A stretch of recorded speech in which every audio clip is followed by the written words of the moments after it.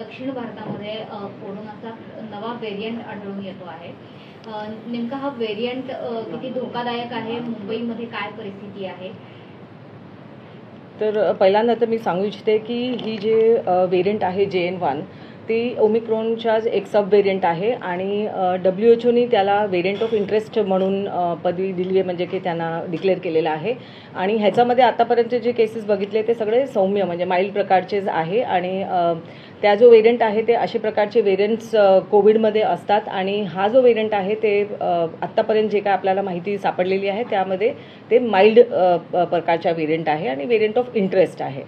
आणि आपल्याला जे काय तयारी करायची आहे तर ते मुंबईमध्ये आपली सगळी तयारी आपण केलेली आहे। आपल्या कालच माननीय आपल्या हेल्थ कमिशनर सर ह्यांच्या अध्यक्षतेखाली आम्ही एक मीटिंग घेतली, सगळं तयारीचा आपण रिव्ह्यू घेतला। आपल्या हॉस्पिटल्समध्ये बेड्स किती आहे, ICU व्हेंटिलेटर्स, तसेच औषधे किंवा आपल्या जे मॅनपॉवर आणि बाकीचे जे इतर गोष्टी आहे ते सगळ्यांचा एक रिव्ह्यू घेण्यात आला आहे। त्याचबरोबर आपल्या लॅबोरेटरीची तयारी आणि त्याची क्षमता आणि त्याच्यामध्ये अवेलेबल टेस्ट ह्याची पण आपण एक रिव्ह्यू घेतला आहे। आणि गव्हर्नमेंट ऑफ इंडिया म्हणजे केंद्र सरकारचे जे काय मार्गदर्शक सूचना आपल्याकडे आलेले आहे त्याच फॉलो करणार आहेत आम्ही आणि त्याप्रमाणेच आपण सगळ्या लॅबोरेटरीजना आपण ऑलरेडी निर्देश दिलेले आहे की त्यांनी जे काही केसेस त्यांच्याकडे हे फ्लू लाईक किंवा इन्फ्लुएन्झाचे आहे त्याचे टेस्टिंग करून आपल्याला ते कळवायचे आहे।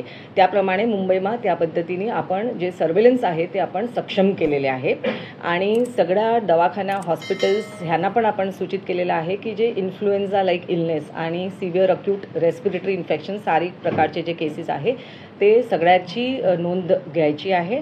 आणि त्याचप्रमाणे केंद्र शासनाच्या सूचनानुसार आपल्याला RT-PCR टेस्ट आणि इतर टेस्ट पण वाढवायचे आहे आणि जर गरज भासल्यास आणि पुढली जे काही आपले निर्देश असतील त्याप्रमाणे आपण होल जिनोम सिक्वेन्सिंगचे पण टेस्टेस आम्ही करणार आहोत। तर ह्या पद्धतीने आपली तयारी केलेली आहे आणि मला वाटते की आत्ता भीती बाळगायची गरज नाही आहे किंवा पॅनिक व्हायची गरज नाही आहे। लोकांनी फक्त एक सतर्क राहायची गरज आहे आणि त्याचप्रमाणे दक्षता घ्यायची पण गरज आहे।